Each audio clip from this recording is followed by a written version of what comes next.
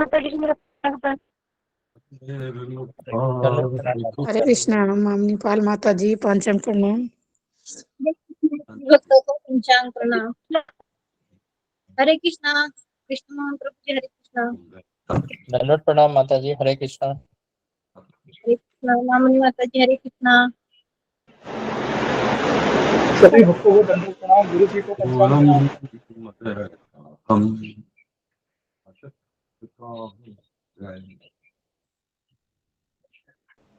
हरे कृष्णा। कृष्ण मोहन प्रभु दंडवत प्रणाम। सभी भक्तों को दंडवत प्रणाम। पंचांग प्रणाम सभी भक्तों को। पंचांग प्रणाम। हरे कृष्णा। सभी भक्तों दंडवत को प्रणाम प्रभु पंचांग जी। हरे प्रणाम। कृष्णा। हरे कृष्णा। हरे कृष्णा सुधा माता जी पंचम प्रणाम। हरे जी कृष्णा। पंचम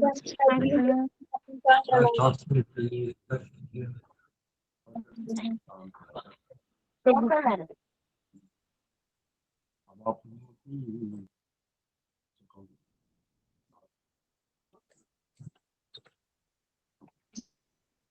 मामनी माता जी दंडवत प्रणाम। शुरू कर दीजिए नरसिंह आरती। हरे कृष्णा और 10 नाम अपराध उसके बाद। हरे कृष्णा। प्रणाम प्रभु जी। मैं इनको दर्शन करने आती हूँ। ये मेरे दीदी है, तो इनके वजह से मैं इस सत्र में ज्वाइन की और वर्षों को मेरा सत्र हो जाएगा। माता जी आपका आवाज ब्रेक हो रहा है। एक्चुअली बाकी भक्त अगर म्यूट कर लेंगे तो उनकी आवाज सही आएगी, तो कृपया आप लोग बाकी भक्त म्यूट कर लीजिए। सतीश प्रभु जी कृपया म्यूट कर लीजिए। हरे कृष्णा।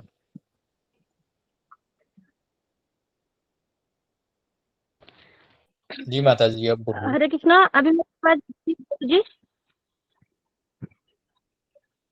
अभी मेरा आवाज आ रही है? हरे कृष्णा। बोलिए माता जी। ओम अज्ञानं तिमिरन्धस्य ज्ञानाञ्जनशलाकया चक्षुरुन्मीलितं येन तस्मै श्रीगुरुवे नमः। जय श्री कृष्ण चैतन्य प्रभु नित्यानंद श्री अद्वैत गदाधर श्रीवासादि गौरव। नमस्ते नरसिंहाय। नमस्ते नरसिंहाय। आदलादायिने प्रह्लादलादायिने हिरण्यकशिपूर्वक्षः हिरण्यकशिपूर्वक्षः शिलटङ्कनखलये शिलटङ्कनखलये इता नरसिंह परतो नरसिंह इता नरसिंह परतो नरसिंह यत यत जामि तत नरसिंह यत यत जामि तत नरसिंह बहिर्नरसिंह हृदय नरसिंह बहिर्नरसिंह नरसिंह नरसिंहमदिं शरणं प्रपदे नरसिंहमदिं शरणं प्रपदे तव करकमलबरे नख अद्भुत सिंह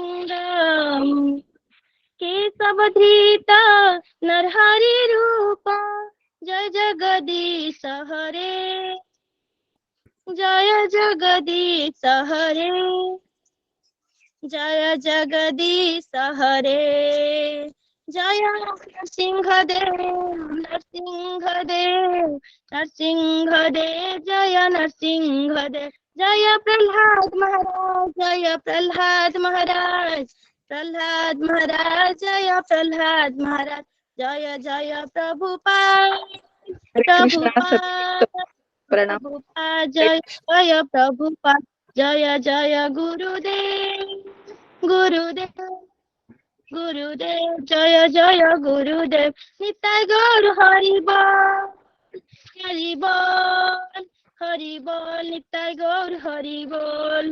जय विघ्न विनाशक श्री नृसिंह भगवान की जय। जय निताय गौर प्रेमानंदे हरि हरि बोल हरि बोल। हरे कृष्णा। सभी भक्तों को पंचांग प्रणाम। गुरु जी को पंचांग प्रणाम। कृष्ण मोहन प्रभु जी एक नई माता जी ज्वाइन किए अनीता परमार करके, वृंदावन यात्रा में आई थी वो गुरुजी के इसमें, तो वो आज से ज्वाइन कर रही है। जी जी, अनीता परमार। अनीता परमार, हाँ जी, हाँ जी। जी जी जी, एक्नॉलेज करते हैं। और मामनी माता जी 10 नाम अपराध भी बोल दीजिए प्लीज। और 10 नाम अपराध। भगवान नाम के प्रचार से संपूर्ण जीवन समर्पित करने वाले महाभागवत की निंदा करना। पहला। दूसरा, शिव ब्रह्मा आदि देवता के नाम के भगवान नाम के समान अथवा उससे अवज्ञा करना अथवा उन्हें साधारण मनुष्य समझना। वैदिक शास्त्र अथवा प्रमाण का खंडन करना। हरे कृष्ण महामंत्र के जप की महिमा को काल्पनिक समझना। पवित्र भगवान में अर्थवाद का आरोप करना। नाम से बल पर पाप करना। हरे कृष्ण महामंत्र के जप के वेदों में वर्णित एक शुभ सकाम कर्म कर्मकांड के समान समझना। श्रद्धालु व्यक्ति का नाम की महिमा का उपदेश करना। भगवान नाम के जप में पुनः विश्वास न होने और इसकी अगाध महिमा सुनने पर भी भौतिक आसक्ति बनाए रखना। भगवान के जप करते समय पूर्ण रूप से ध्यान नहीं देते तो अपराध होते हैं और सारी घटना अपराध सदा बच के रहना है। हरे कृष्ण। बहुत बहुत धन्यवाद माता जी, बहुत बहुत धन्यवाद। हरि बोल। हरे कृष्णा, हरि बोल। बहुत सुंदर। हरे कृष्णा कृष्ण कृष्ण हरे हरे। हरे प्रणाम कृष्ण। गुरुजी पंचांग प्रणाम सभी भक्तों को पंचांग दंडवत प्रणाम। हरे कृष्ण प्रणाम करते हैं सभी भक्तों को दंडवत प्रणाम। हरे कृष्ण हरे कृष्ण गुरुजी पंचांग पंचांग प्रणाम गुरुजी। हरे कृष्णा गुरुजी, पंचांग प्रणाम। जी हरे कृष्ण। ओम ज्ञानांजन शलाकया चक्षुरुन्मीलितं येन तस्मै श्री गुरुवे नमः। जय श्री कृष्ण चैतन्य प्रभु नित्यानंद श्री अद्वैत गदाधर श्रीवासादि गौर भक्त वृंद।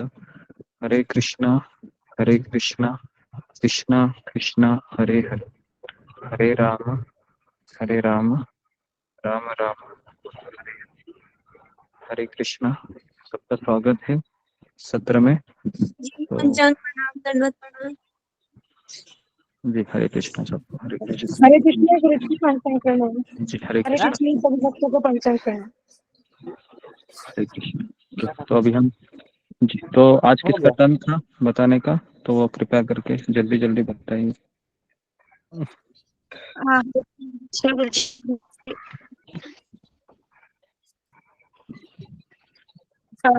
हरे कृष्ण गुरुजी पंचांग प्रणाम। भक्तों को पंचांग प्रणाम।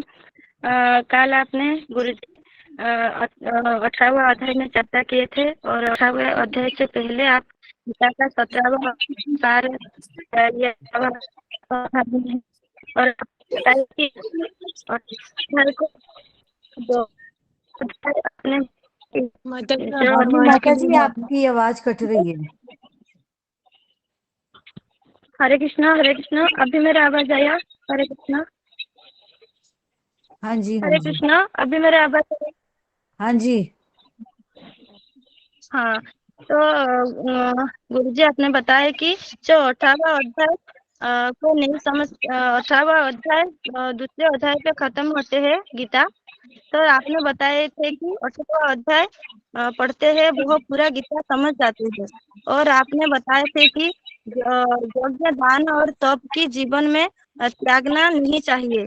और आपने प्रश्न किए थे कि इसके बाद हम कभी कौन से यज्ञ करते हैं और हम सब आंसर दिए थे कि हम संकीर्तन यज्ञ करते हैं। और आप तप कौन सा करते हैं, तो ये भी क्वेश्चन किए पूछे थे आपसे हम लोगों को। तो आंसर दिए थे कि हम सब एकादशी का व्रत, 4 नियम का पालन, ब्रह्म मुहूर्त में उठना और जप करना। ये सब तब होते हैं। और उसके बाद आपने क्वेश्चन किए थे कि कलयुग में 4 नियम का पालन करना, और इससे बाद आपने बताए थे कि हम 3 प्रकार दान देना चाहिए, द्रव्य दान, ज्ञान का दान, और आपने आपको दान रूप में देना चाहिए, तो इसको समर्पण दान कहते हैं। और आपने बताए थे कि हमको समर्पण वाला दान करना बहुत कठिन रहती है, और आप शिक्षा में बताए थे कि जीवन में सजा और दंड होना चाहिए नहीं, तो वह मनमानी ढंग से काम करेगा, तो सजा हमको होना चाहिए हमारे जीवन में, नहीं तो बहुत गड़बड़ हो जाएंगे। और इस बात को आपने वीडियो के बारे में पूछे थे, तो जो वीडियो रहती तो आप शेयर किए थे, तो वे देवी मंडल माता जी ने बहुत अच्छे से बताया कि मुकुंद प्रभु बताए है कि वह प्रभु पाद जी के शिष्य थे। वो प्रभुपाद जी के प्रश्न पूछे थे कि जो कोई शिष्य गलती करते हैं तो गुरु तो डांटना पड़ता है, तो कोई शिष्य तो हंसना चाहिए। तो और इस जरिया में आप ये सीखने को मिलता है कि ये इस बताते हैं कि कृष्ण की कृपा मिलते हैं इसमें, और हंसने के बाद ये कृष्ण की कृपा ही मिलते हैं। और आपने बताया था कि दंड क्यों आवश्यकता रहती है, तो हम गलती मानते हैं नहीं, तो इसीलिए हमको दंड की सजा रहती है। और अर्जुन महाभाव को पूछते हैं कि जीवन ये जीना चाहिए, तो इस कर्म का त्याग करना अच्छा है व कर्म फल का त्याग करना अच्छा है। तो इसके बाद साधु संत का उपनिषद में सोचते हैं, और अलग क्या समझते हैं, तो वही दो प्रकार की कर्म रहते हैं, और नित्य कर्म और काम्य कर्म रहते हैं। तो इस नित्य कर्म को हमको करना चाहिए, तो काम्य कर्म रहते हैं तो हमको त्याग करना चाहिए, और उसको संन्यास कहते हैं। और इसके बाद आपने नित्य कर्म का डेफिनेशन बताए थे कि नित्य कर्म है 16 माला का जप करना और हमारी कर्तव्य को निभाना, और इसे नित्य कर्म का कहते हैं।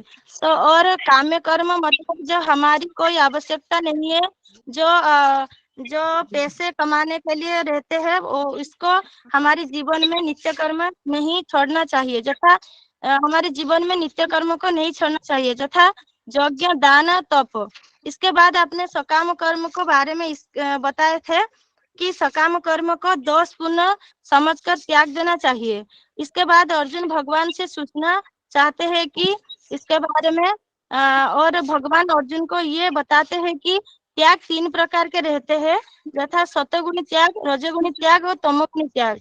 इसके बाद अर्जुन भगवान से पूछते हैं कि हम इस यज्ञ दान तप में त्याग करना चाहिए, तो भगवान ने बताया कि इस 3 त्याग महात्मा कभी भी शुद्ध बनाते हैं, और इससे जो शुद्ध भक्त है तो वह कभी इसका त्याग नहीं करते हैं। और आपने शिक्षा में बताए थे कि हमको रूम को या जगह को सफा रखना चाहिए, तो हमेशा 2 चीज करना चाहिए, उसकी खिड़कियों को जहाँ जहाँ मिट्टी आते हैं वहाँ बंद करना चाहिए, और घर के अंदर रोज झाड़ू और पछाना मारना चाहिए। इसके बाद आपने बताए थे कि हमारी हृदय में 5 दरवाजा में गंदगी आती है, तो 5 दरवाजा है नाक, कान, नाक, जीभ तथा त्वचा, इस 5 दरवाजे से आते हैं। तो हमारी शरीर में मतलब हृदय में बहुत गंदगी रहते हैं। बताया थे कि आध्यात्मिक जीवन झाड़ू मिलने से शुद्ध होते हैं, इसीलिए सरस्वती ठाकुर कहते हैं कि सुबह उठने के बाद हमारी मन में झाड़ू मारना चाहिए, मतलब इससे हमको भगवान का कथा सुनना चाहिए रोज। और 4 बजे से उठना है। तो त्याग मतलब फल के ही आसक्ति का त्याग है। और इससे पहले आप एक उदाहरण दिए थे कि एक लड़की का उदाहरण दिए थे जो एक ये बॉयफ्रेंड को प्यार करते हैं, तो उसके बाद उनका शादी होता है और सारी काम करते हैं घर में, तो झाड़ू मारना के लिए खाना बनाती है, फिर भी ये इसका बॉयफ्रेंड कथा करते हैं। इस तरह हमको सारी कार्य करने के बाद भी हमको पूछने का कथा ये सोचना चाहिए हर समय हर वक्त।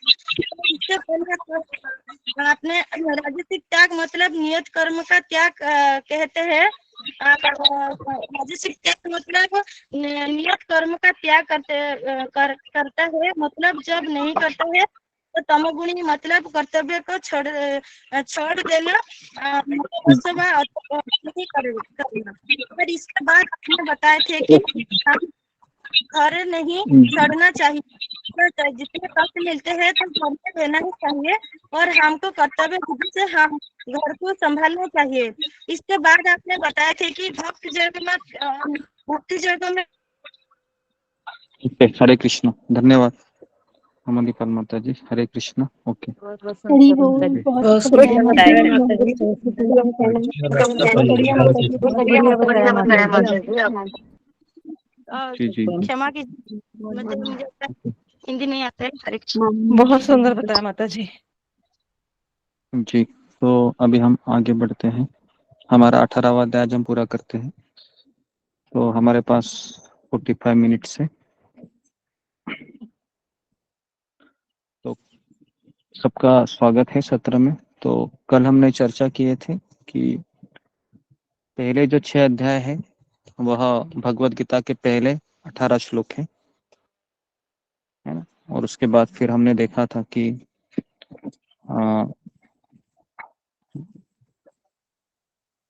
13 से 17 हमने देखा था कि कर्म के 5 कारक है, जिसमें हमने चेष्टा, दैवम, इंद्रिय, अधिष्ठानम, ये सब चीजें देखी थी। और मैंने आपको ये भी कहा था कि अगर ये समझ में नहीं आता है कोई बात नहीं, 3 लोगों को आप याद रखिए, परमात्मा, प्रकृति और जीवात्मा। फिर उसके बाद 18 से 40 तक भगवान है वह ज्ञान योग की चर्चा करते हैं। तो देखिए 18 से 40 श्लोक ये भगवत गीता के 13 से 17 अध्याय है। भगवत गीता के 13 से 17 अध्याय है, ये 18 से 40 श्लोक में आते हैं, जिसमें भगवान ये कहते हैं कि सभी क्रियाएं तथा सभी जीव ये 3 गुणों से नियंत्रित होते हैं, सत्वगुण, रजोगुण और तमोगुण। और इसमें हमने ये देखा था कि सत्वगुण में ज्ञान, रजोगुणी ज्ञान, तमोगुणी ज्ञान, 3 गुणों में कर्म, कर्ता, बुद्धि और सुख। तो अभी हम 41 श्लोक से लेके 48 श्लोक तक भगवान कहेंगे कि वर्णाश्रम के कर्तव्य निभाते हुए हमारा हृदय कैसे शुद्ध होता है। तो कल हमने 39 श्लोक कवर किए थे और 40वें श्लोक में तो पीपीटी में हम देखेंगे अभी। तो जरा स्क्रॉल ऑन नीचे नीचे करो जरा।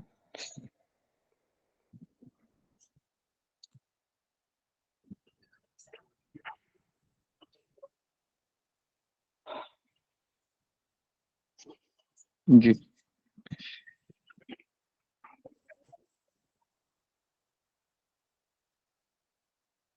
ये स्क्रीन छोटा नहीं हो रहा है क्या? मेरे से नहीं हो रहा है या सबका हो रहा है?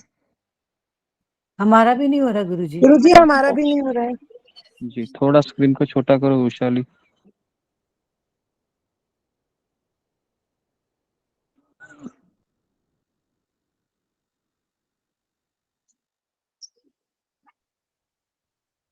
स्क्रीन साइड में जा रहा है। माता जी ने जूम कर रखा है।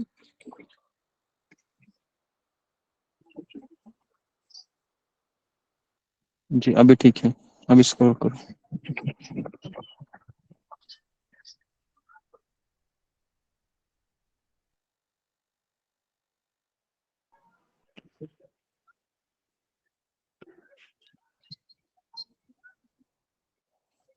हरे कृष्णा गुरुजी पंचाम प्रणाम। हरे कृष्णा सभी भक्तों के पंचाम प्रणाम।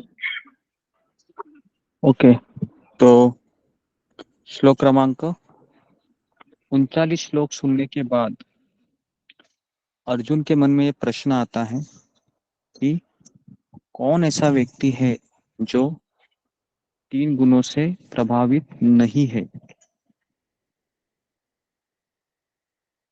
तो भगवान कहते हैं कि इस लोक में, स्वर्ग में या देवताओं के बीच भी ऐसा कोई नहीं है जो 3 गुणों से पीड़ित है, चाहे वह इस संसार का गरीब व्यक्ति हो, चाहे वो अमेरिकन हो, चाहे वो भारतीय हो, चाहे वो मुकेश अंबानी हो, या फिर वो नरेंद्र मोदी ही क्यों ना हो, या फिर इंद्र का राजा, सॉरी स्वर्ग का राजा इंद्र ही क्यों ना हो, या फिर ब्रह्मा जी ये क्यों ना हो, तो सारे जीव है वह 3 गुणों के अधीन है। इतना सुनने के बाद अर्जुन के मन में प्रश्न आता है कि हे कृष्ण, इससे छूटने का कोई उपाय है क्या? क्योंकि 3 गुणों के कारण सबसे क्या 3 गुणों के कारण हमारे और कृष्ण के बीच एक बड़ा पर्दा आता है। मेरे और कृष्ण के बीच ऐसा पर्दा आता है, उस पर्दे के कारण मैं कृष्ण को देख नहीं पाता हूँ। तो जब तक ये 3 गुणों का पर्दा मेरे और कृष्ण के बीच है, तब तक मैं कृष्ण को जान नहीं सकता हूँ। तो इसलिए अर्जुन हाथ जोड़कर कृष्ण से निवेदन कहता है कि हे कृष्ण, क्या इन 3 गुणों से छूटने का कोई उपाय है? तो भगवान कहते हैं कि हाँ, उपाय है। अपने स्वभाव के अनुसार नियत कर्म करो और उससे मेरी पूजा करो। अपने स्वभाव के अनुसार मतलब अर्जुन को लगा है कि मतलब मेरा स्वभाव मुझे छोड़ना पड़ेगा क्या? तो अभी ये जो यहाँ तक जो सेक्शन था, ये हमने कर्मयोग ज्ञान योग कवर किया। अभी हम भक्ति योग में एंट्री कर रहे हैं। ठीक है, नेक्स्ट। तो भगवान कृष्ण भी अर्जुन को उत्तर दे रहे हैं कि ब्राह्मण क्षत्रिय विशान शूद्रानाम च परंतप कर्माणि प्रविभक्तानि स्वभाव प्रभव मुने। भगवान कहते हैं कि 3 गुणों के अनुसार 4 प्रकार के स्वभाव उत्पन्न होते हैं। पहला है ब्राह्मण, जो सत्वगुण में होता है। दूसरा है क्षत्रिय, जो रजोगुण में होता है। तीसरा है वैश्य, जो रजोगुण में और तमोगुण में होता है। और चौथा है शूद्र, जो तमोगुण में होता है। इतना सब सुनने के बाद अर्जुन के मन में प्रश्न आता है कि ये ब्राह्मण क्षत्रिय, ये स्वभाव किस पे ऊपर आधारित होते हैं? तो इसका आधार 3 गुण ही होता है, रजोगुण, सत्वगुण, तमोगुण। तो इसलिए अगर आपको एक लाइन में गीता, अगर आपको लगता है कि मुझे गीता समझ में आई, तो इतना ही आप सोचिए कि मेरे और कृष्ण के बीच कौन खड़ा है? कौन बताएगा? मेरे और कृष्ण के तीन बीच गुण खड़े हैं, 3 गुण खड़े हैं। मेरे और कृष्ण के बीच 3 गुणों का पर्दा है, सत्वगुण, रजोगुण और तमोगुण। भगवान कहते हैं इससे निकलना है तो पहला स्टेप कर्मयोग बताते हैं, जिससे फल की आसक्ति को छोड़ना है। ठीक है, ये पहला उपाय बताते हैं। अभी मैं आपको 2 लाइन में गीता बता रहा हूँ, पूरी गीता क्या है। ठीक है, दूसरा फिर इस पर्दे को कैसे हटाना है। कृष्ण कहते हैं ज्ञान योग का पालन करो। मतलब क्या है?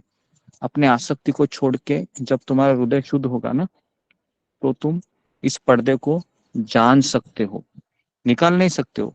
कर्म और ज्ञान योग से हम जान सकते हैं। निकालने का है तो भगवान कहते हैं भक्ति योग से ही संभव है। तो फिर इसका आखिरी निचोड़ भगवान कहते हैं भक्ति योग में कि सर्वधर्मान परित्यज्यम माम एकम शरणम व्रज। ये गीता का निचोड़ है।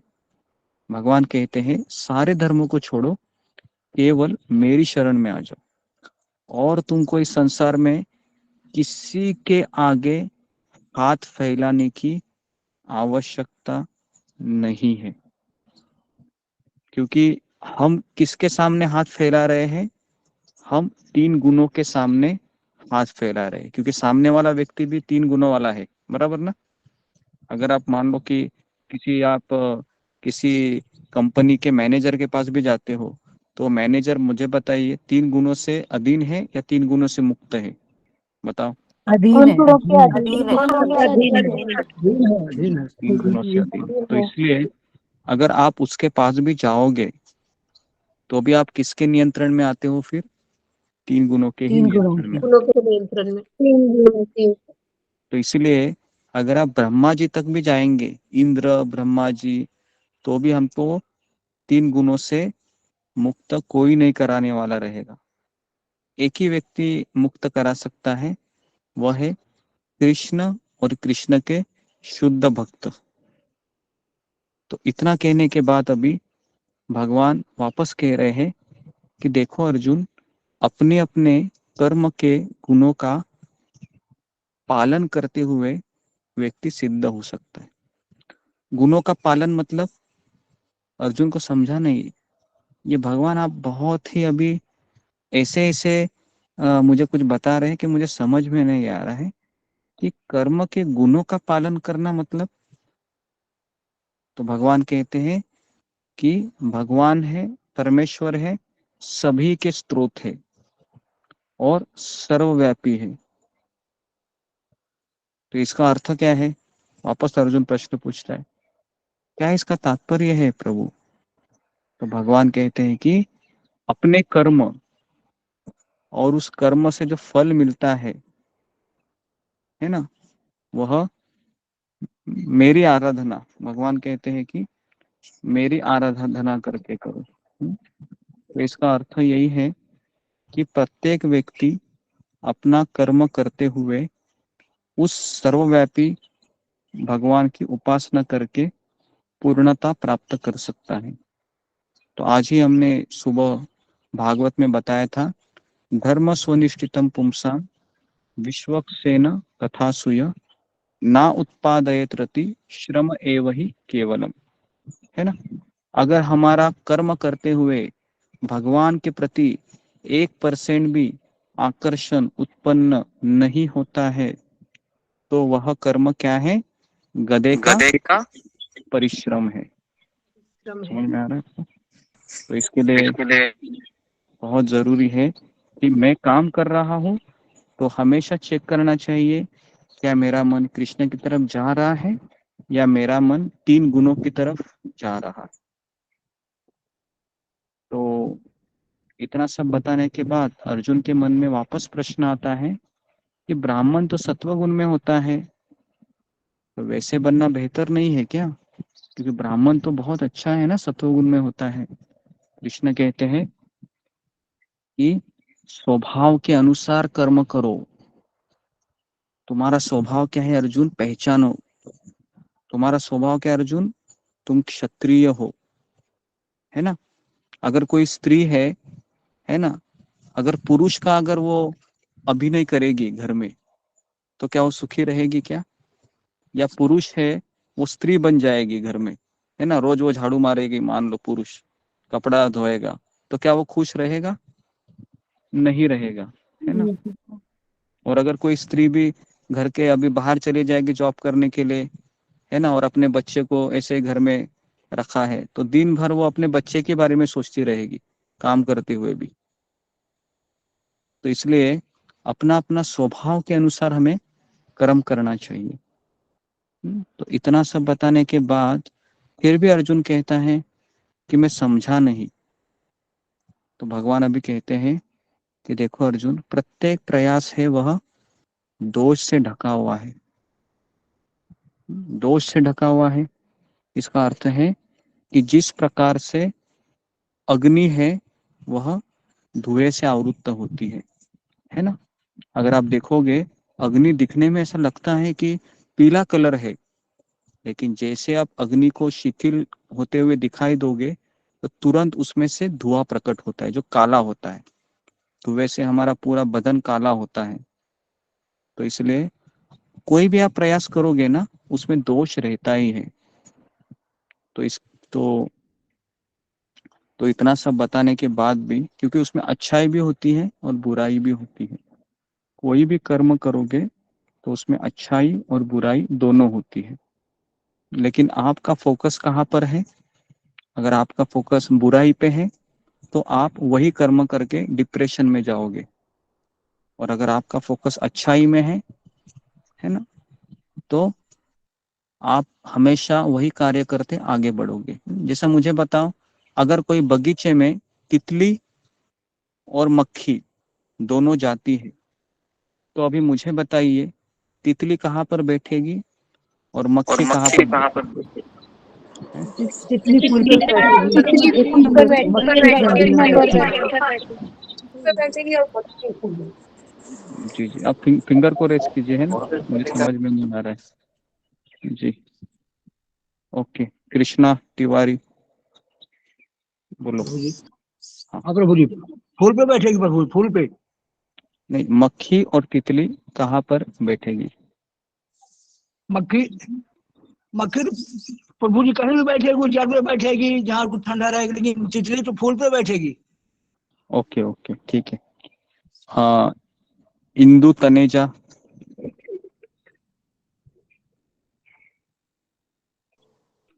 अनीता यादव। हरे कृष्ण गुरु जी, पंचम हरे प्रणाम। कृष्ण गुरु जी। तितली फूल पर बैठेगी और मक्खी गंदगी पर बैठेगी। ओके, तो कृष्ण गुरु जी। मक्खी, जी जी मक्खी गंदगी पे बैठेगी और तितली हमेशा फूल पे बैठेगी।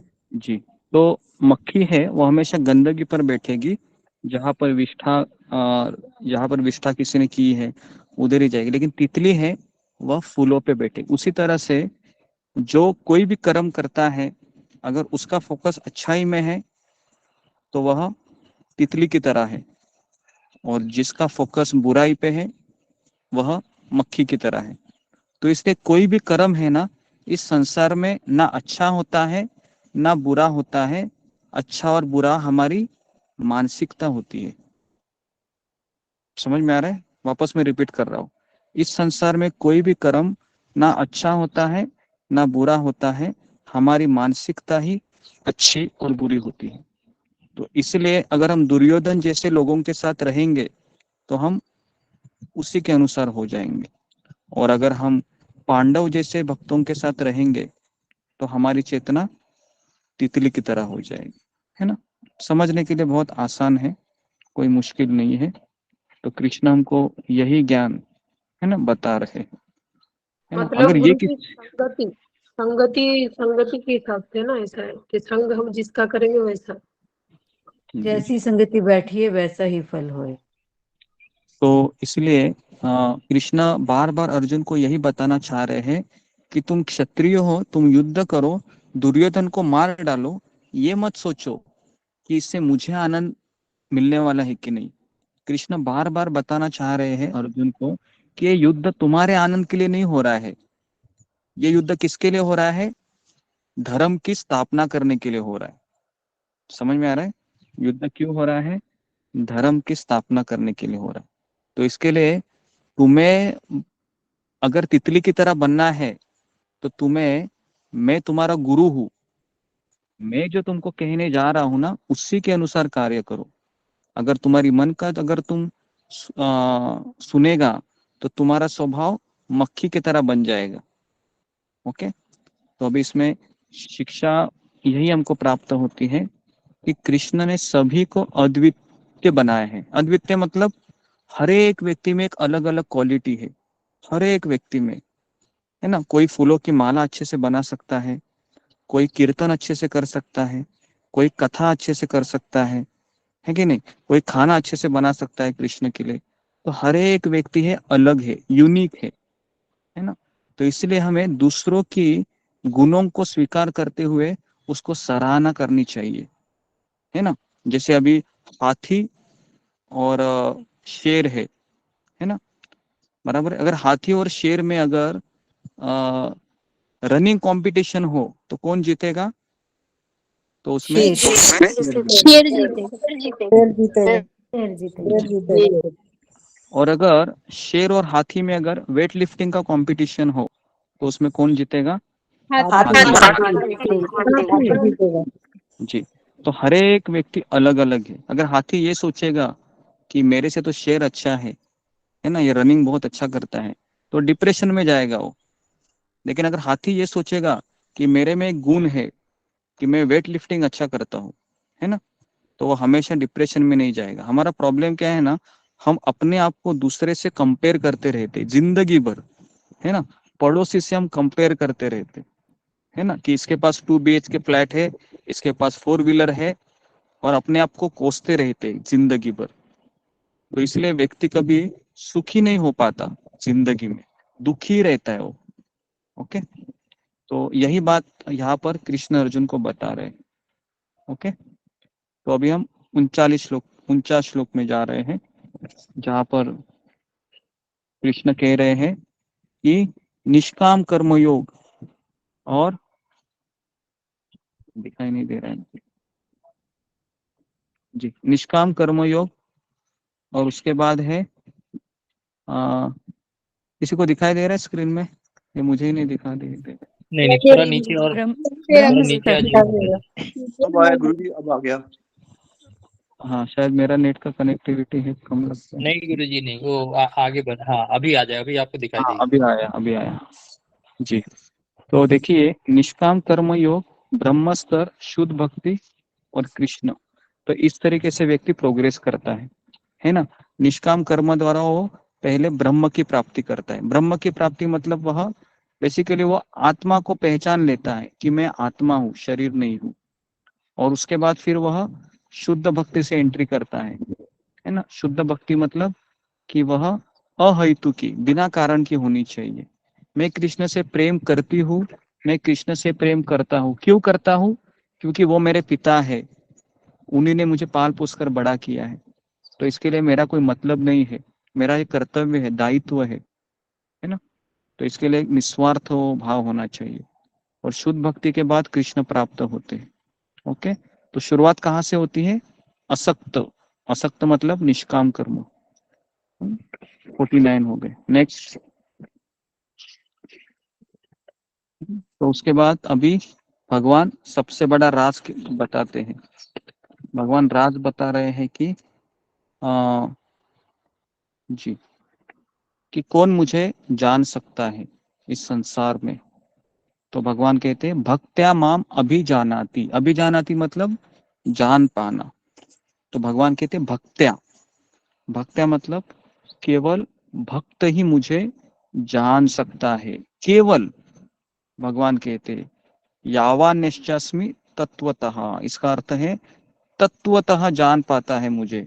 मेरे नाखून से लेके मेरे सिर के बाल तक मेरे भक्त को सारा चीज पता रहता है। क्योंकि कृष्ण कहते हैं कि मैं वृंदावन में नहीं रहता हूँ, ना मैं बड़े बड़े जो योगी लोग ध्यान करते हैं वहां रहता हूँ। तो मैं वहां पर ही रहता हूँ जहां पर मेरे भक्त हैं, जहाँ पर मेरे भक्त मेरे कीर्तन करते रहते हैं, कथा सुनते रहते हैं। तो अभी मुझे बताइए, यहाँ पर कम से कम 100 लोग है ना। तो क्या यहाँ पर कृष्ण है? क्या लगता है? जी हमारे आसपास है। जी, तो यहाँ पर कृष्ण है, क्योंकि हम कृष्ण की ही गीता को पढ़ रहे हैं और समझ रहे हैं, है ना। तो भगवान कहते हैं कि वही व्यक्ति वैकुंठ जगत में प्रवेश कर सकता है जो भक्त है।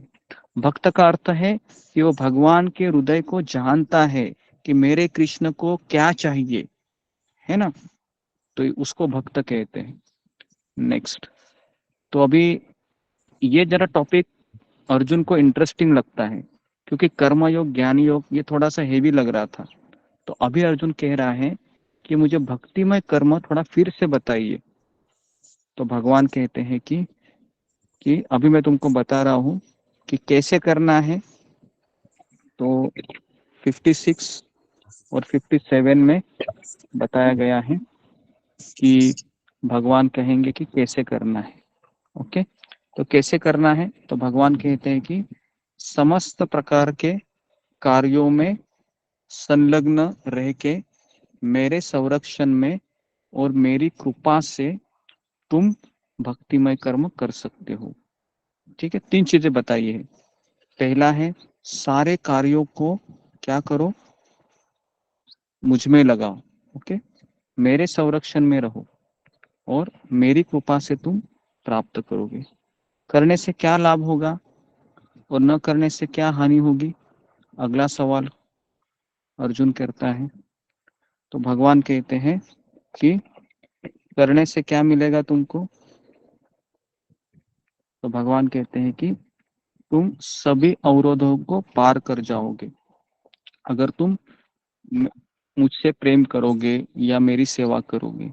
मच्चित सर्व दुर्गाणि मत प्रसादात अतिरश्यसि। ओके, तो इतना सब बताने के बाद अभी परमात्मा द्वारा मार्गदर्शन भी तुमको प्राप्त होगा। मैं स्वयं तुमको मार्ग दिखाऊंगा। केवल तुमको क्या करना है, तुमको सारे कार्य मेरे लिए करना है और मेरे भावनाओं में तुमको अपने मन को लगाना है। तो अर्जुन ये सब सुनने के बाद अर्जुन को क्लियर नहीं हुआ कि आप क्या कहना चाह रहे कृष्ण, मुझे तो कुछ समझ में नहीं आया। तो अभी भगवान है, क्योंकि इतना सब बोलने के बाद अर्जुन चुप हो जाता है और सोचने लगता है ऐसे कि मैं अभी क्या करूं कृष्ण, क्योंकि यहाँ पर गीता खत्म होने वाली होती है 60 तक। क्योंकि भगवान कहते हैं कि अभी तुम मेरे लिए काम करो, है ना, लेकिन यदि तुम अगर मेरी बात नहीं सुनते हो तो तुम विनष्ट हो जाओगे और तुम अहंकार के वशीभूत होकर कार्य करोगे। तो अभी भगवान है अपने मित्र को देखते हैं कि मेरे मित्र को अभी भी कुछ समझ में नहीं आ रहा है लगता है। तो भगवान अभी और उदार हो जाते हैं, है ना, अपना वात्सल्य दिखाते हैं, वात्सल्य प्रेम दिखाते हैं अभी अर्जुन के ऊपर। और अभी सबसे गुह्यतर ज्ञान बताते हैं जो 61 से 64 तक है। भगवान कहते हैं कि सर्व गुह्य तमम भूय शृणु में परमम वच। अभी मैं तुमको सबसे गुह्यतम ज्ञान बता रहा हूं अर्जुन, सुनो। तुम मेरे बहुत मित्र हो, इसलिए अब मेरा परम वचन सुनो। 4 चीज करो केवल अर्जुन, बस जो जो मैंने अभी तक तुमको पढ़ाया है ना, सब भूल जाओ। 4 चीज करो। पहला, सदैव मेरा चिंतन करो, है ना। हम किसका चिंतन करते सदैव, मेरा क्या होगा, बराबर कि नहीं। कितने लोगों का ये चिंता रहे, मेरा क्या होगा पता नहीं, है ना, मेरा क्या होगा भविष्य, यही हमको चिंता रहती है। लेकिन कृष्ण बोलते हैं किसका चिंतन करो, मेरा चिंतन करो, है ना। उसके बाद कहते हैं मेरी पूजा करो, मेरा भक्त बनो, मुझे नमस्कार करो। इतना सब बताने के बाद फिर मैं क्या करूंगा अर्जुन पता है। फिर भगवान कहते हैं कि 66 में कहते हैं, पहले 64 में ये बताते हैं कि इतना सब बताने के बाद, है ना, इसके पहले 63 तक बताते हैं कि भगवान कहते हैं कि अब तुम जैसा चाहे वैसा करो, है ना। मैंने तुमको सारी गीता बताई है, बराबर है। क्योंकि जो भगवान है कभी भी किसी को जबरदस्ती नहीं करते हैं कि तुम मेरी पूजा करनी ही चाहिए, मेरा भक्त बनना ही चाहिए, रोज सुबह 4 बजे उठना ही चाहिए, नहीं उठोगे तो मैं तुमको नरक भेज दूंगा। तो ऐसा वाला प्रेम कृष्ण को अच्छा नहीं लगता है। जैसे मान लो किसी के कानपट्टी पे अगर बंदूक रखी है और कहा चलो ये करो, चलो वो करो, तो उसको प्रेम बोलेंगे क्या आप बताओ। नहीं नहीं। उसको प्रेम नहीं बोलेंगे जी, तो वो जोर जबरदस्ती हो जाती है ना। तो इसके लिए काफी बार ऐसा होता है कि शादी के कुछ साल के बाद, है ना, पति पत्नी का रिश्ता थोड़ा ऐसा ही हो जाता है, डर के मारे करना पड़ता है ना। प्रेम है वह डर में परिवर्तित होता है। तो ऐसे फिर वो रिश्ता ज्यादा समय आगे नहीं बढ़ता है। तो फिर इतना सब बताने के बाद भगवान कहते हैं कि मैं समस्त पापों से तुम्हारा उद्धार कर दूंगा, डरो मत। सर्वधर्मान परित्यज्यम माम एकम शरणम व्रज। केवल मेरी शरण में आ जाओ, कहाँ पर भी मत जाओ, ना गणेश के पास जाओ, ना दुर्गा के पास जाओ, ना शिव जी के पास जाओ, ना वरुण 33 कोटि देव, किसी के पास मत जाओ। केवल माम एकम, एकम मतलब मैं ही, है ना। कई लोग कहते हैं कि तुम्हारा कृष्ण हमेशा अपनी ही, है ना, अपने बारे में ही सब बताता रहता है ना। मेरा पैर पड़ो, मुझे नमस्कार करो, मेरी पूजा करो।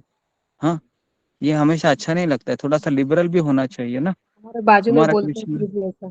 हाँ, ऐसा हमेशा तुम्हारा कृष्ण हमेशा अपने ही लाल करता रहता है गीता में। लेकिन मुझे बताइए, अगर नरेंद्र मोदी बोलता है कि मैं ही प्राइम मिनिस्टर हूँ, है ना, मैं ही तुम्हारा राजा हूँ, तो क्या ये हमारे फायदे के लिए बोल रहा है या उसके फायदे के लिए बोल रहा है? हाँ? हमारे हमारे फायदे फायदे, हमारे फायदे, हमारे फायदे का। और हमारे तभी फायदे के मान लिए भी बोल जाते हैं सब। रहा है। देश हाँ के फायदे के लिए। हाँ, तो इसके लिए अभी कृष्ण यहाँ पर कह रहा है कि मैं ही तुम्हारा परम पिता हूँ, है ना, मैं ही सृष्टि को चलाता हूँ, मेरे मेरे इशारे से ही पूरी दुनिया चलती है। तो सच बात कह रहे हैं ना कृष्ण, हमारे इंफॉर्मेशन के लिए कृष्ण हमको सारी बातें बता रहे हैं। तो इससे हमको ईर्ष्या नहीं होनी चाहिए, इससे तो हम शरणागति होनी चाहिए। तो जो नास्तिक लोग रहते हैं वह कृष्ण को कहते हैं कि तुम्हारा कृष्ण तो बहुत, है ना, मुझे नमस्कार करो, मेरी पूजा करो, ये क्या है ना, सबके पास जाना चाहिए। तो इसके लिए कई लोगों को गीता अच्छी नहीं लगती है, क्योंकि उनको लगता है कि यहाँ पर एक ही व्यक्ति बोलता है। नहीं, लेकिन कृष्ण है, पूर्ण पुरुषोत्तम भगवान है। अगर भगवान बोलते, अगर पिता बोलता है कि तुम पुत्र है मेरे, है ना, और जब तक तुम मेरी सेवा करोगे हमेशा खुश रहोगे, तो पिता का ये जो शब्द है, ये उचित शब्द है, उसमें कुछ अहंकार नहीं है, उसमें पुत्र की भलाई छिपी रहती है। लेकिन पुत्र उसको गलत तरीके से लेता है। पुत्र सोचता है कि ये पिता बहुत ही, है ना, अपना ही लाल कर रहा है। नहीं, पिता ये पुत्र के फायदे के लिए बोल रहा है, तुम मेरी सेवा करोगे तो खुश रहोगे। और वो बात हम सबको पता है, क्योंकि हम सब बच्चे हैं, हमारे भी कोई पिता है घर में, है ना। जब हम, आप बताइए कि जब हम 12 साल, 13 साल, 15 साल जब हम अपने माता पिता के अधीन रहते हैं, तो वो दिन आप याद करो, और अभी के दिन आप याद करो जब आप इंडिपेंडेंटली शादी करते हैं और एक रूम लेके रहते हैं। दोनों जीवन में से कौन सा जीवन आपको अच्छा लगता है, बताओ। जो माँ बाप के अंडर रहते हैं। पहले वाला, जो माँ बाप हाँ, के साथ रहता है। पहले वाला, है ना। तो पहले वाला जीवन है वो अच्छा लगता है, क्योंकि उसमें पिता है, हमारा सारा दायित्व निभाने को तैयार होता है, बस केवल पिता की सुननी पड़ती है। लेकिन हमारा प्रॉब्लम क्या है, हमको पिता की भी नहीं सुननी है, ना माता की सुननी है, हमें अपने मन की सुननी होती है। इसलिए फिर सारा कष्ट हमारे जीवन में आ जाता है। तो इतना सब बताने के बाद भगवान अभी कह रहे हैं कि मैं तुम्हारे जितने पाप तुमने किए ना अर्जुन, सारे पाप से मैं उद्धार करूंगा। देखो, यहाँ पर ये जो सेंटेंस है ना, ये कोई माता पिता भी अपने पुत्र को नहीं बोल सकता, क्योंकि माता पिता बच्चे का भाग्य विधाता नहीं बन सकता है। भाग्य विधाता एक ही है। माता पिता केवल पुत्र को कह सकते हैं कि बेटा, परम पिता हमारे कृष्ण है, उनका जप करो, है ना, उनको पूजा करो। लेकिन अगर माता पिता सोचते हैं कि मैंने तुमको जन्म दिया है, मैं ही तुम्हारा विधाता हूँ, तो ये गलत है। तो इसके लिए कृष्ण कह रहे हैं कि मैं तुम्हारे पापों से तुम्हारा उद्धार करूंगा, डरो मत। भगवान आगे ये भी कहते हैं, डरो मत, है ना, क्योंकि हमारे मन में डर रहता है कि मैं केवल कृष्ण की पूजा करूंगा तो लोग क्या कहेंगे, है ना। सबसे बड़ा रोग क्या क्या कहेंगे करेंगे लोग?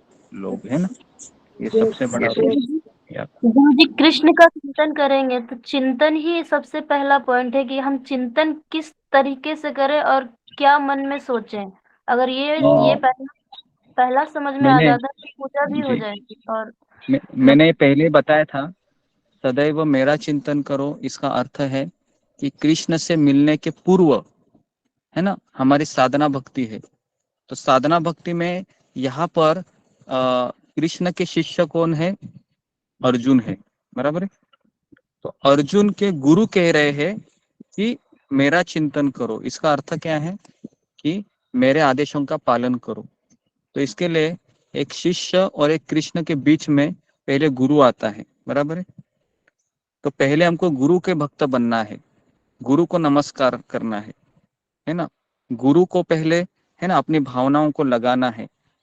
फिर उसके बाद जो गुरु जो आदेश देते हैं उसका चिंतन करना है। शील प्रभुपाद ने कृष्ण का चिंतन किया था कि जिंदगी भर नहीं, शील प्रभुपाद ने उनके गुरु का संदेश का चिंतन किया, है ना। तो इसके लिए ये चीज यहाँ पर जो दिखाई गई है, कृष्ण बता रहे हैं, इसका अर्थ है कि जो गुरु ने जो आज्ञा दी है उसका ही चिंतन करना है और उसी को लेके जिंदगी भर हमको आगे बढ़ना है। ओके, तो ये इसका तात्पर्य। नेक्स्ट, अभी भगवान इतना सब बताने के बाद 67 श्लोक में कहते हैं गीता पढ़ने और पढ़ाने का क्या लाभ होगा। ओके, तो कई लोगों के मन में प्रश्न होता है कि मैं गीता पढ़ूंगा तो मुझे क्या मिलेगा। तो क्या मिलेगा, देखो, 3 लोग रहते हैं।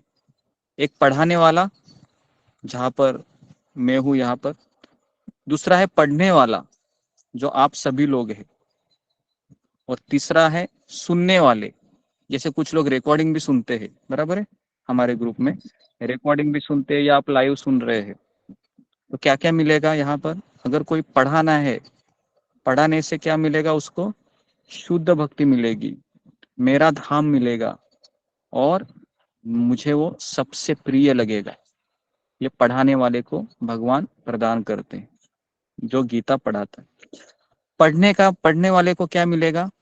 तो भगवान कहते हैं पढ़ने वाले को ज्ञान यज्ञ, वो यज्ञ कर रहा है, उसको नॉलेज मिलेगा, ज्ञान मिलेगा, जिससे वह मेरे तक आ जाए करके।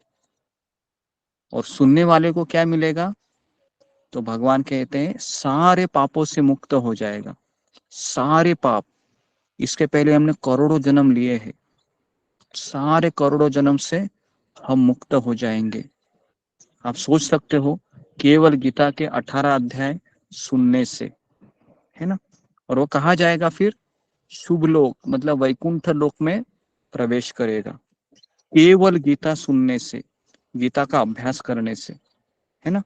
हमें पापों से मुक्तता मिलती है और हम वैकुंठ प्राप्त कर सकते हैं, है ना। कितना बड़ा फायदा है देखो हमारा, है ना। तो इसके लिए ये बहुत जरूरी है ना। अभी इतना सब बताने के बाद अर्जुन, कृष्ण अर्जुन को कहते हैं, अर्जुन क्या तुमने एकाग्र चित्त होकर ध्यान पूर्वक सुना के नहीं? मैं तुमको 700 श्लोक अभी बताना जा रहा था, उसमें से तो सभी श्लोक हो गए हैं। क्या तुमने ध्यान पूर्वक सुना? और उसके बाद दूसरा प्रश्न क्या पूछते हैं? क्या तुम्हारा अज्ञान और मोह दूर हो गया?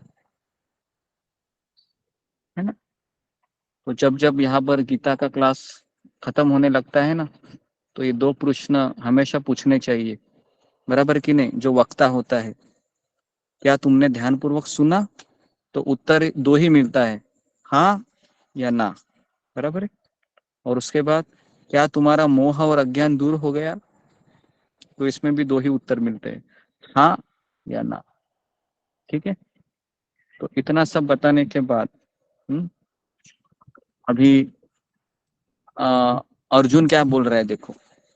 अर्जुन बोल रहा है कि हाँ, मेरा मोह अब चला गया है। अर्जुन का मोह क्या था, कौन बताएगा मुझे? पहला अध्याय में ही था अर्जुन का मोह, कि मेरे दादाजी को मैं कैसे मारूं, भीष्म पितामह को कैसे मारूं, मेरे गुरु द्रोण को कैसे मैं बाण चलाऊं, तो ये अर्जुन का मोह था। तो 700 श्लोक खत्म होने के बाद कृष्ण, है ना, कृष्ण को अर्जुन कह रहे हैं तुम्हारा मोह गया क्या? अर्जुन कह रहा है हे गुरुदेव, हे कृष्ण, मेरा मोह अब चला गया है, मेरी स्मरण शक्ति वापस मिल गई है, अब मैं संशय रहित हुआ हूँ और करिष्ये वचनम तव, आप जैसा कहेंगे मैं करने के लिए तैयार हूँ। तो ये गीता सुनने का फायदा होना चाहिए। 4 चीजें होनी चाहिए आपके जीवन में। पहला, मोह चला जाना चाहिए। दूसरा, स्मरण शक्ति वापस आनी चाहिए। स्मरण शक्ति क्या होनी चाहिए? मैं कृष्ण का दास हूँ, ये भूल गए हैं हम। और तीसरा, कोई संशय नहीं है मन में अभी, बस मुझे इसी मार्ग पर चलना है, जिंदगी के साथ साथ और जिंदगी के बाद भी मुझे केवल कृष्ण की ही भक्ति करनी है और आपके आदेश के अनुसार ही मैं कर्म करता रहूंगा जब तक मेरे जीवन में प्राण है ना। तो ये हमारा लक्ष्य होना चाहिए गीता पढ़ने के बाद। ओके, उसके बाद इतना सब सुनने के बाद, है ना, अभी कैमरा है वह धृतराष्ट्र के पास जा रहा है जहां पर संजय बैठे हैं। अभी संजय कह रहा है धृतराष्ट्र को कि देखो मैंने भी गीता ये सुनी।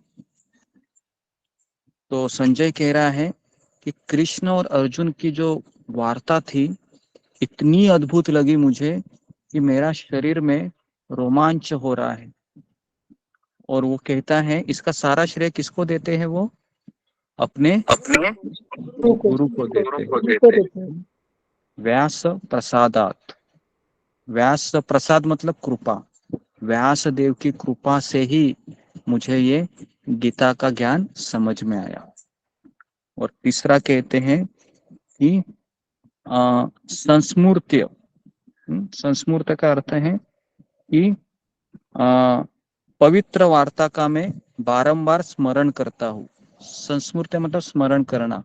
स्मरण करने से क्या हो रहा है? मुझे हर्षामी, है ना, हर्षामी मतलब मुझे आनंद हो रहा है, मेरा कंठ गदगदित हो रहा है।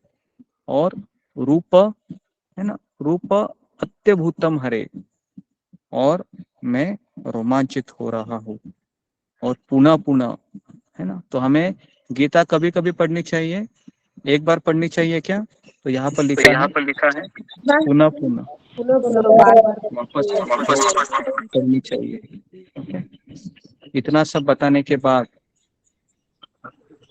संजय को इतना एक्सप्रेस आ रहा है, संजय को रहा नहीं जा रहा है और धृतराष्ट्र को बोल रहा है देखो धृतराष्ट्र, मैं तुमको अभी ये कुरुक्षेत्र के युद्ध का निर्णय बताने जा रहा हूँ। और वो कहते हैं यत्र योगेश्वर कृष्ण तत्र पार्थ धनुर्धर तत्र श्री विजयो भूति ध्रुवा नीतिर्मतिर्मम। तो संजय कहता है कि जहां पर योगेश्वर कृष्ण है और जहां पर गांडीवधारी अर्जुन है वहां पर 4 चीजें पाई जाती है। पहला ऐश्वर्य, दूसरा विजय, तीसरा अलौकिक शक्ति और चौथा नीति। तो इसके लिए अगर हमारे साथ कृष्ण है तो शुरुआत में बहुत तकलीफ आती है, बहुत आती है, ऐसा लगता है कि मैं क्या करूं अभी, लेकिन समय के ऊपर छोड़ दो और करते रहिए। जैसे ही समय निकलता रहेगा ना तो आपको, और इस श्लोक का आप स्मरण कीजिए कि जहां पर कृष्ण है वहां पर हार हो नहीं सकती। इतना याद रखिए, जहां पर कृष्ण है वहां पर हार हो नहीं सकती। बस हमें निराश नहीं होना है, चलते रहना है। तो इस तरीके से ये 18 अध्याय हमारे पूरे हुए आज के दिन। तो भगवान की कृपा है कि इसको हमने कंप्लीट कर पाए 19-20 दिनों में। तो कल है हम आपको इसके प्रश्न देंगे और एक दिन आपको एक पढ़ाई करने के लिए देंगे और हम आने वाले शुक्रवार के दिन, शुक्रवार या गुरुवार के दिन, आज सोमवार है ना, गुरुवार के दिन हम एग्जाम लेते हैं। ठीक है, तो ये आपको कैसे लगे 18 अध्याय? सबको अच्छे लगे? बहुत बढ़िया, समझ में आया? बहुत बढ़िया लगे, बहुत अच्छा लगा। जी। तो मैं यहाँ पर रुकता हूँ अभी। और तो अभी कल है कि मैं आपको प्रश्न देता हूँ 13 से 18 अध्याय के, और फिर हम है ना, भगवत गीता को जीवन में कैसे उतारना है ना, उसके 8 श्लोक है जो हमारे आचार्यों ने लिखे, उपदेशामृत, उसको हम लेने वाले हैं। हालांकि मैंने इसके पहले भी लिया है। तो उसमें हम काफी सारे उसमें चीजें हैं, गुस्से को कैसे नियंत्रण करना है ना, क्या उपाय है, प्रैक्टिकल कैसे करना है, ये सब हम कल से देखेंगे, परसों से देखेंगे। हाँ, तो हमारा 18 अध्याय पूरे हुए हैं। तो ये वापस हम 18 अध्याय है ना, वापस हम कोर्स, जो लोग नए ज्वाइन हुए हैं है ना, उनके लिए हम वापस महीने में हम एक दो महीने में हम ये 18 का कोर्स करते रहेंगे, और हम एग्जाम भी लेते रहेंगे, है ना। तो इससे आपको सर्टिफिकेट भी मिलेगा। ठीक है, तो किसी का कुछ जी, गुरुजी तो अभी मैं गुरुजी कुछ अनाउंसमेंट करना है, अगर आप आज्ञा दे तो। हाँ बताइए। जी गुरुजी, जो पूनम वर्मा माता जी हैं, आप जानते होंगे, उनके हस्बैंड हाँ को भी कैंसर है। शायद विनोद वर्मा प्रभु जी है नाम उनका, और शायद सत्र में है, अभी ऐसा लग रहा था मुझे। जी जी तो वो अभी ट्रीटमेंट के लिए वेल्लोर गए हैं, तो जी माता जी जी ने कॉल किया था। तो सत्र के अंत में हम लोग प्रार्थना उनके लिए करेंगे। हरे कृष्ण। और गुरु जी, कई नए भक्त आज ज्वाइन हुए हैं, हुए हैं। जिसमें अनीता परमार, संदीप साहू प्रभु और परिणीता जलान, जो मुझे लगे जी ऐसे जी लोग लग रहे हैं। कुछ एक आईडी लग रहा है टीयू पुत्तू पुचू, ऐसा करके कुछ लग रहा है, जो भी मुझे नया नाम मैं देख रहा हूँ। तो मैं सभी जो नए भक्त हैं उनसे निवेदन करता हूँ कि आप कृपया अपना वीडियो ऑन कर लीजिए, ताकि हम लोग आपको रिकॉग्नाइज कर पाए।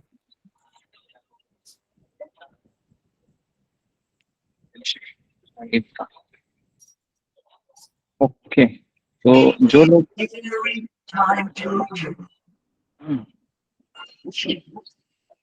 अनीता पारमा, ओके, एक्चुअली काफी लोग रहेंगे, गोवर्धन इको विलेज में भी कल आए थे, तो मुझे ऐसा लगता है। हाँ जी, अनीता पारमर, हाँ जी जी बोलिए, उन्होंने वीडियो ऑन किया।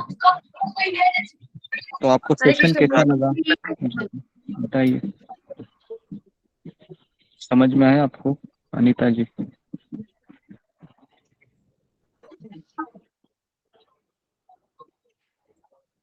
जी, कुछ बोल नहीं रहे। गुरुजी उन्हें अभी फोन ऑपरेट करना नहीं आता अच्छे से, इसलिए वो थोड़ा परेशान है। उनको बता देती हूँ गुरुजी, आपका वो यात्रा की से मैंने उनको कॉल किया था, तो उनको आज ही उन्हें ज्वाइन हुआ था, तो नहीं पता उनको, हाँ हाँ समझा देती हूँ उनको।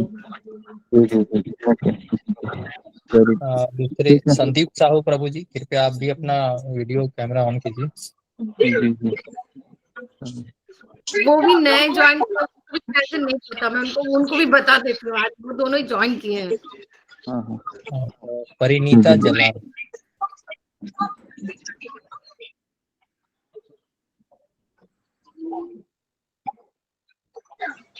हरे कृष्णा गुरुजी। ये वीडियो चालू ही होना है जो।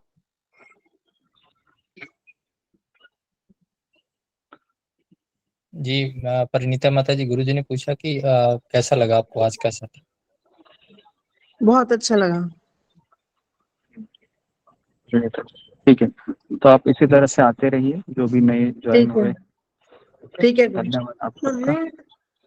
ठीक है, तो मैं यहाँ पर रुकता हूँ। तो हमारे 18 अध्याय पूरे हो चुके हैं। किसी का प्रश्न है तो एक साथ प्रश्न हम ले सकते हैं 4 बजे तक, 1-2 प्रश्न है।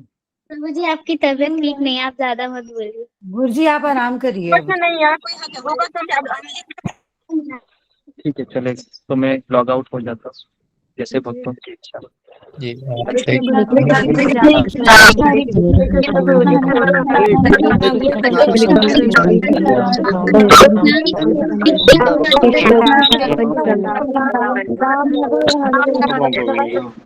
कृष्ण।